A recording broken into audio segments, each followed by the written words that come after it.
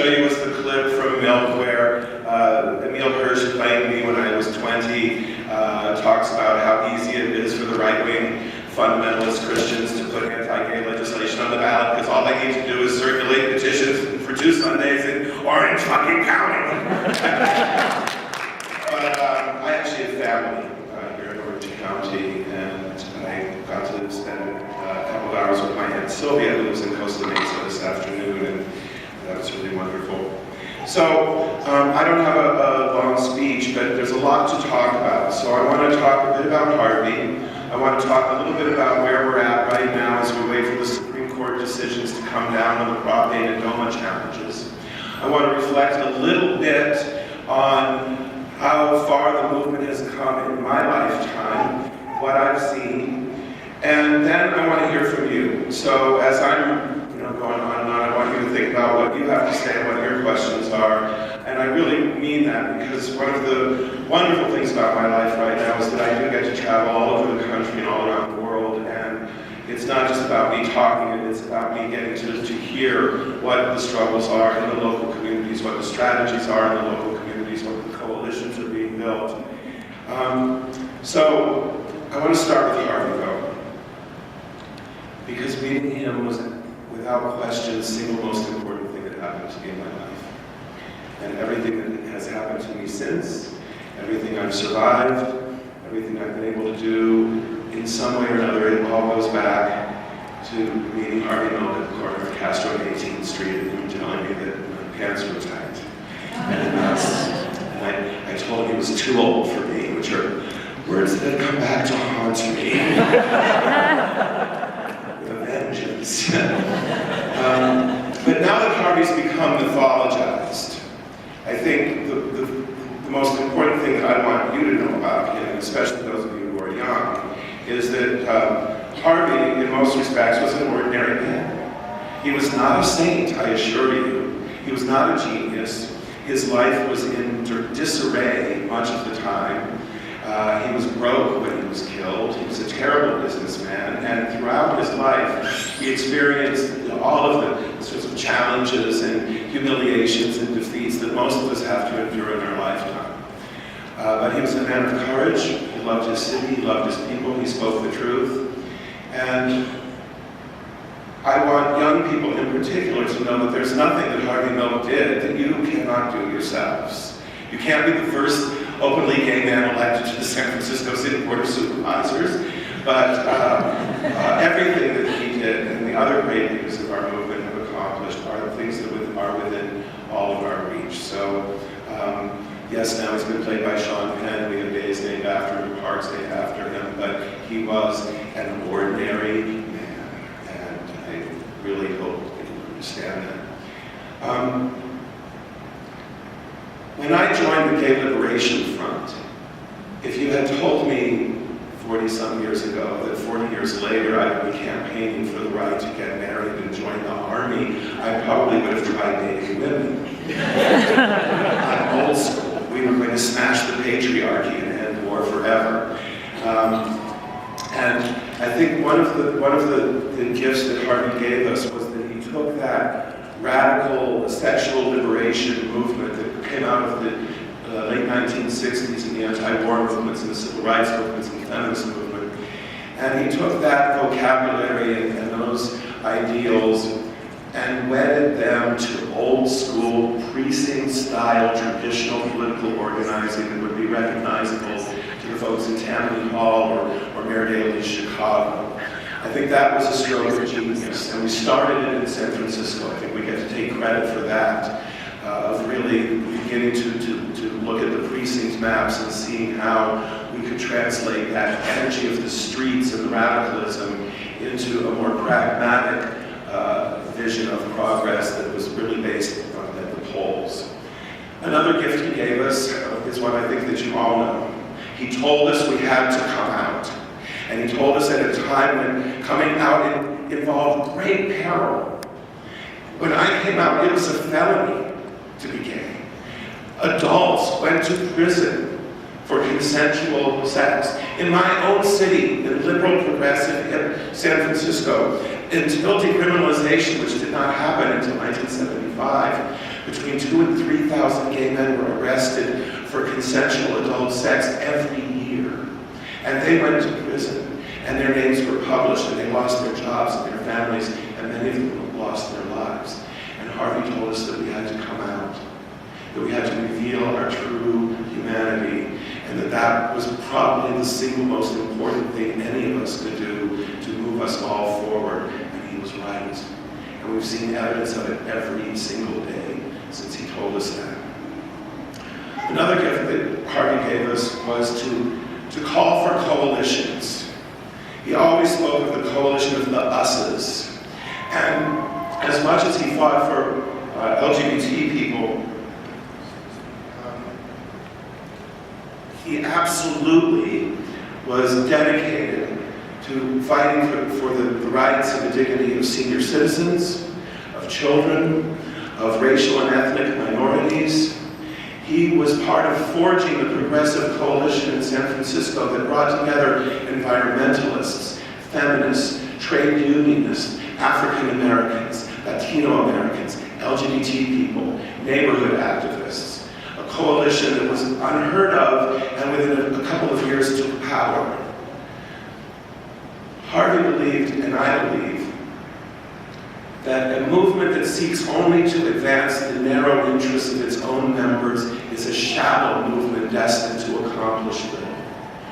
And everything that I have done, everything that he taught me, was all about us taking our rightful place among the ranks of all of the ordinary men and women across the generations who have stood for peace and for social and economic justice. And our movement is part of that broader and deeper movement.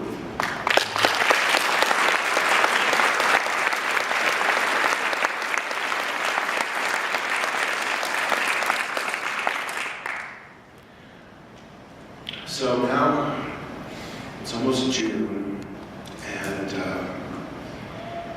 I was on Castro Street yesterday remembering Harvey, and I was also on a bunch of conference calls with some of the lawyers. I'm on the advisory board for the American Foundation for Equal Rights, or the organization that hired Ted Olson and David Boies to challenge Prop 8. The decision is probably going to come down like 2 days before the biggest Pride celebrations, so it better go well. I haven't had so many calls from the police department in years.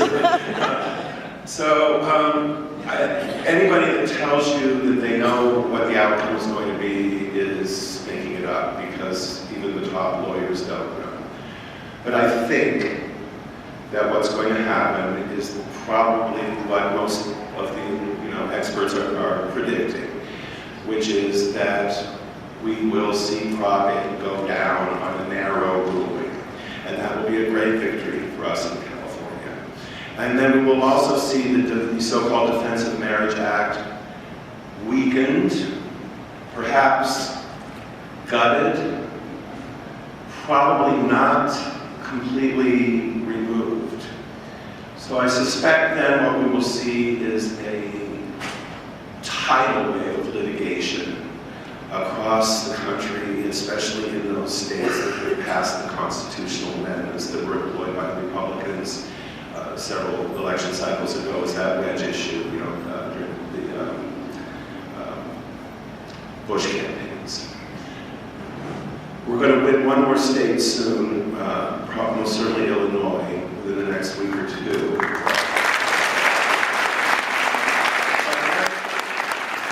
Then we come up against the wall of the constitutional amendments that were passed.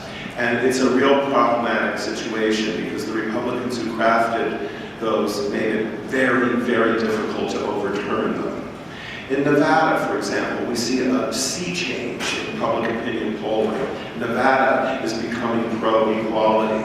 And even there we see in the legislature the possibility for real progress. But unfortunately, the law in that state to overturn their amendment requires 2 votes in 2 legislative sessions and then a vote of the people. In some of the states that have these constitutional amendments, there is no provision for voters to overturn it. So what we're going to see, I predict, is just massive amounts of lawsuits filed in all of those states in hopes of getting getting one more federal ruling that finally dismantles the whole thing. So I don't think it's going to all be over the last week of June, but I'll tell you what, we've already won. We have already won.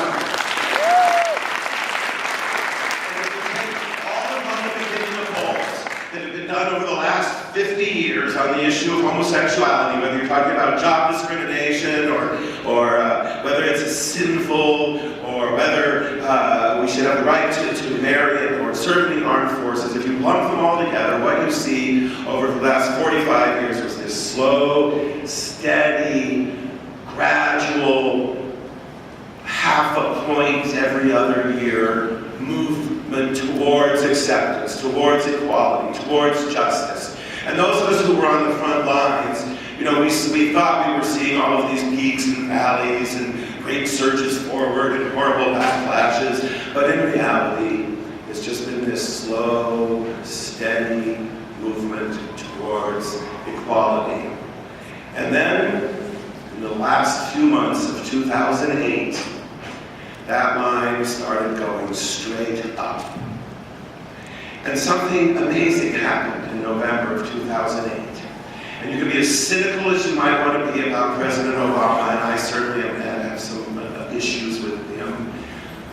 But to deny that, the historic nature of that election, 200 years from now, in the history books, they will still be talking about the day we learned that real change was possible in the United States of America with that election. And on that same day, a young generation who really kind of thought they already were equal got slapped upside the head with Prop 8. And they learned for the first time that they weren't equal, and that large numbers of their neighbors and co-workers and colleagues and family members were willing to strip them of their rights at the ballot box. And so we, who have believed in democracy, have stayed true to that belief, even as we have seen the democratic process used to take away our rights. And then, in the last week of that month, a film came out that informed a young generation of a story they most certainly had not been taught in school. The story of the fight against Proposition 6 and the Briggs Initiative launched here in Fullerton. And they learned of a statewide campaign that we won without million-dollar media buys, without the black tie dinners. We won because thousands and then tens of thousands of gay people and their friends went door to door to door to door, precinct after precinct, knocking on those doors saying, "I'm your neighbor, I'm gay, don't vote for this, it will hurt me." And we came out and we won all those years ago.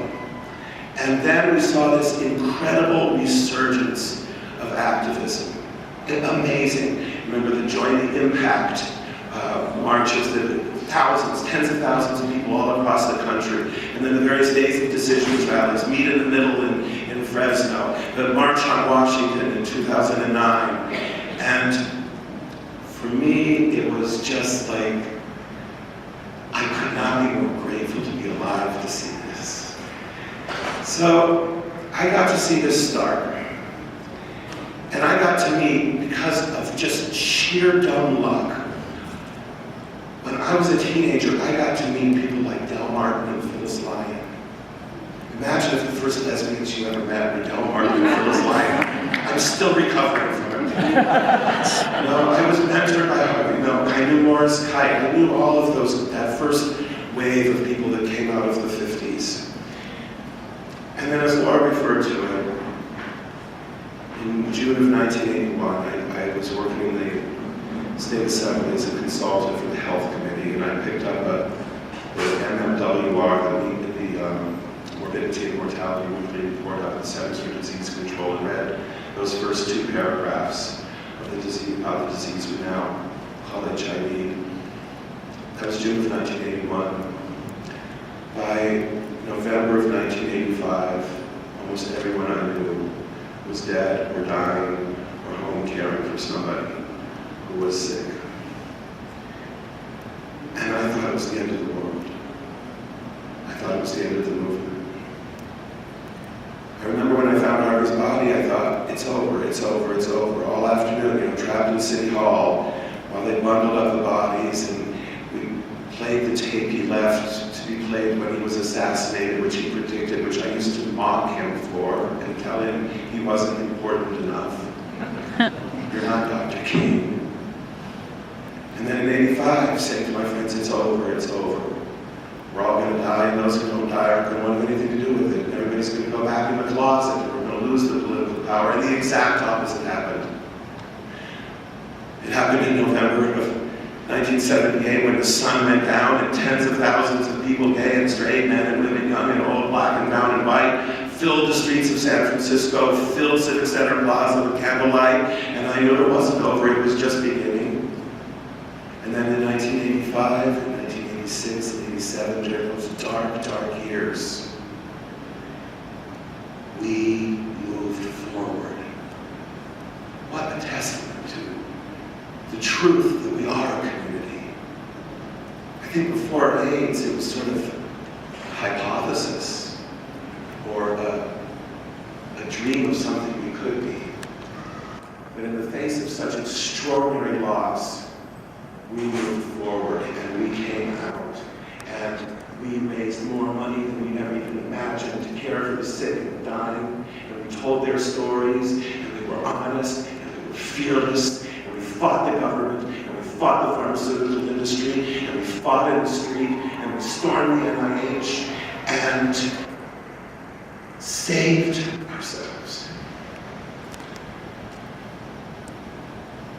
There were so many times that I thought that there was no way to move forward. And I'm here because of the movement. It's the only reason I'm here. People thank me for what I do. I am a selfish person. I have made no sacrifices. I do what I do because I love it and because this movement saved my life. You saved my life. You saved my life in 1971 when I was a closeted, frightened little sissy boy in Phoenix, Arizona, sending pills that I stole from my parents so that I could kill myself. And then I read in Life magazine in the school library about something called gay liberation. And I went home, I stole the magazine, and I took it home and I put it under the mattress like it was porno. And on bad days when I got the crap beat out of me, I'd pull that magazine out and say, when I get out of high school, I'm getting the hell out of Phoenix and I'm going to San Francisco. And I flushed those pills down the toilet. And you saved my life again in the fall of 1994 when I was dying of AIDS. And you stormed the NIH, and you confronted the bureaucrats and the greedy pharmaceutical industry, and you got the medications out, and you transformed the testing process, and you altered forever the relationship between patients and the pharmaceutical industry, and you got that medicine in my body just in time. So, you don't need to thank me. I need to thank you. And every day, for as long as I live, I will say that I owe my life to this movement. I have a few more things I want to say, but I want to make sure that I hear from you. And I have a short little anecdote that I like to end almost all of my public talks with, so I'm going to do that. But this would be a good time, I think, for questions. So, if there's a question, please don't be shy.